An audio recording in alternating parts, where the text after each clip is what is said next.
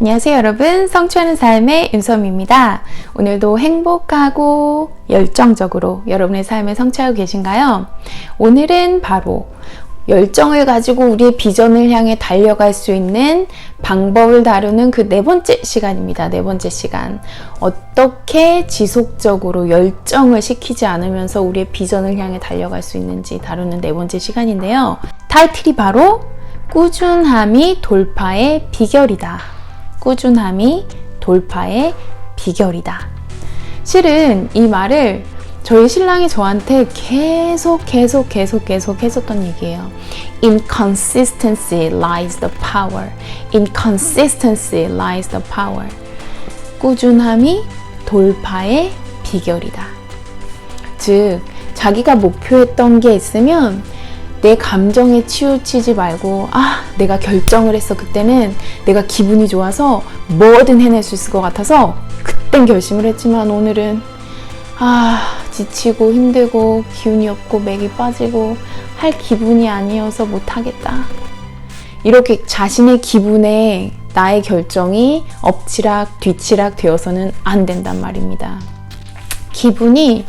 우리는 모든 것을 결정할 때 우리 기분에 의사권을 주면 안 돼요.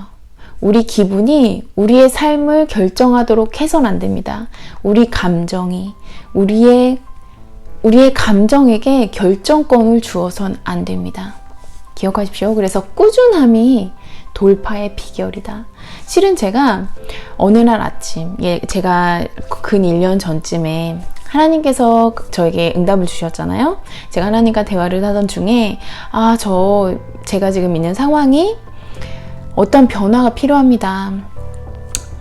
그때 제가 이랬어요. 운전하고 출근길이었는데 하나님과 시간을 보내면서 하나님과 대화를 하고 있을 때 제가 하나님께 여쭤봤어요. 하나님, 저는 지금 정말 바쁘게 그리고 정말 열심히 많은 것을 감당하면서 하루를 살아갑니다.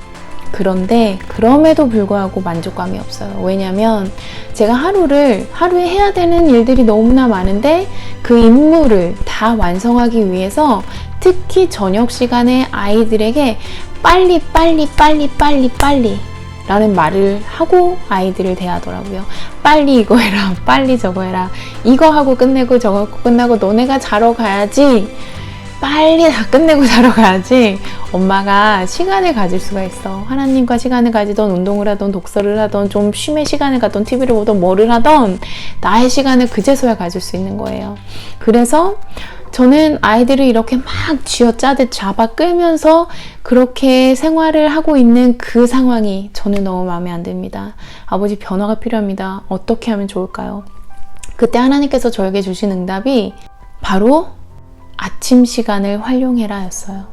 저는 아침에 일찍 일어나는 습관을 가지고 있지 않았어요. 그 당시에. 물론 그 전에 그랬던 적도 있고 또 상황이 바뀌면서 안 그랬던 적도 있고 했는데 그 당시에는 아침에 제가 한 8시 반까지는 이렇게 푹 쉬던 늦게 자더라도 그때까지는 아침 시간에는 제가 푹 잠을 자고 일어나야지 잘 잤다, 그래서 피곤하지 않구나 라고 느끼는 사람이었어요.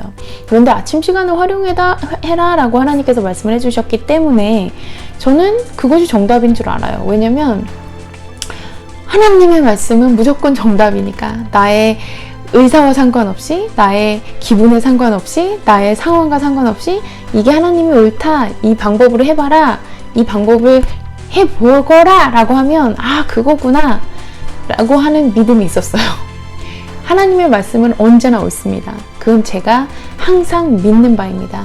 그렇게 저는 그 다음날에 바로 저의 생활 패턴을 바꿨어요. 아침 6시부터 일어나서 저의 하루 일과를 시작했습니다. 8시 반까지 자던 사람이 제가 아침에 제가 해야 되는 일과들을 제가 개인적으로 시간을 보내면서 해야 되는 것들, 성경 읽고 기도하고 운동하고 고백하고 독서하고 하는 그런 하나님과 시간 보내고 하는 그것들을 생각해 봤을 때 저는 한 최소 2시간이 필요하더라고요.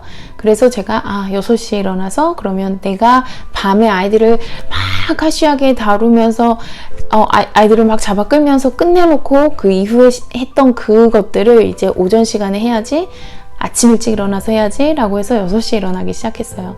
그런데 그렇게 저의 생활 패턴을 온전히 바꾸고 나서 한 달여쯤 지났을 때 제가 아침 6시에 또 알람이 울었지 않겠습니까? 알람이 울 때 제가 민기적 하고 안 일어나더라고요. 근데 그 민기적거림은 실은 그날 유독 피곤해서 조금만 더 잤으면 하는 민기적거림이 아니었어요. 그날 그 민기적거림은 바로 과연 내가 이렇게 아침 일찍 일어나면서 이렇게 생활 패턴을 바꾸면서 정말 열심히 나의 열정을 다해서 나의 하루 일과를 보내고 있는데 이게 과연 효과가 있나? 정말 변화가 있나? 정말 어떠한 성장이 일어나고는 있는 건가? 하는 의심의 민기적거림이었어요. 그래서 제가 민기적거리고 있는 찰나에 그때 하나님께서 또 저에게 말씀해 주셨어요. 그때는 말씀으로 말씀해 주셨어요. 그 말씀이 바로 갈라디아서 6장 9절 말씀입니다. Let us not be weary in well-doing, for in due season we shall reap, if we faint not. Let us not be weary in well-doing, for in due season we shall reap, if we faint not. 갈라디아서 6장 9절이 이렇게 말합니다. 선한 일을 하다가 낙심하지 맙시다. 포기하지 않으면 때가 이르러 거두게 될 것입니다. 하나님의 비전을 향해 변화를 일으키며 달려가는 건 선한 일입니다. 하나님이 나에게 주신 그 비전을 향해 달려가는 건, 변화를 일으키며 달려가는 건 선한 일입니다. 그 선한 일을 하면서 낙심하지 말아라. 하나님께서 낙심하지 말아라. 고작 한 달 됐는데 제가 한 달 만에 그런 마음이 들었을 때 하나님이 제깍 저에게 주신 응답이 그거였어요. 선한 일을 하면서 낙심하지 말아라. 왜요? 이유가 뭐래요? For in due season. 때가 이르면 we shall reap. 거두게 될 것이다. 근데 조건이 붙었어요. If we faint not. 우리가 포기하지 않는다면 이라면서 if절을 사용했죠. 가정법. 우리가 포기하지 않을 때에는 때가 이뤘을 때 우리가 거두게 된다. 근데 때는 반드시 와요. 그런데 만약에 우리가 포기를 한다면 뭐죠? 거둘 수가 없는 거죠. 포기하지 않으면 거두게 되고 포기해버리면 때가 이르러도 거둘 게 없어요. 포기란 뭔가요? 포기란 바로 무언가 내가 패배를 인정해서 더 이상 노력하지 않는 것. 그것이 바로 포기입니다. 내가 선한 일을 하다가 그만둔다는 것 자체는 내가 졌어. 내가 더 이상 뭘 해도 소용이 없구나. 나는 이미 졌다. 라고 해서 더 이상 노력하지 않는 것. 그것이 바로 포기입니다. 그렇게 우리가 딱 아무것도 하지 않고 하던 선한 일을 멈추는 건 바로 내가 졌어 하는 거예요. 그럴 때는 우리가 때가 이르러도 거둘 게 없습니다. 하지만 꾸준하게 계속해서 이루어 나갈 때 때는 반드시 옵니다. 그 때가 이르면 우리는 거두게 되는 것입니다. 기억하세요. 정말 내가 어떠한 상황에 처했었건 어떤 이유에서건 내가 선한 일을 하다가 낙심하지 마십시오. 저는 하나님께서 그 말씀을 딱 말씀해 주실 때 침대 속에 있는 저에게 알람 소리는 들었고 정신은 이미 깨어났지만 몸을 일으키지 않은 저에게 그 말씀을 해주셨을 때 눈이 번쩍 뜨여졌어요. 번쩍! 왜냐면 일단 하나님께서 저에게 그렇게 막 격려를 해주시는 것이 너무 좋았어요. 하나님께서 빨리 나와 시간 보내시고 싶어 하시는구나. 그것이 너무 좋았어요. 하나님께서 정말 어마어마한 비전을 나를 위해 준비하고 계시고 내가 거기에 부응해서 따라가기를 너무 바라시는구나. 그러면 반드시 내가 거두게 될 것이구나. 이런 하나님의 확증이 너무 격려가 됐어요. 너무 저를 막 힘이 나게 했고 막 용기가 다시 나게 해주셨어요. 그렇게 하나님과 함께 이루어 나가는 거예요.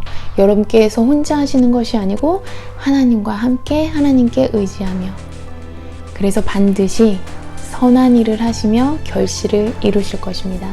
In consistency lies the power. 꾸준함이 돌파의 비결이다. 기억하세요? 감사합니다. 성취하는 삶의 윤선미였습니다.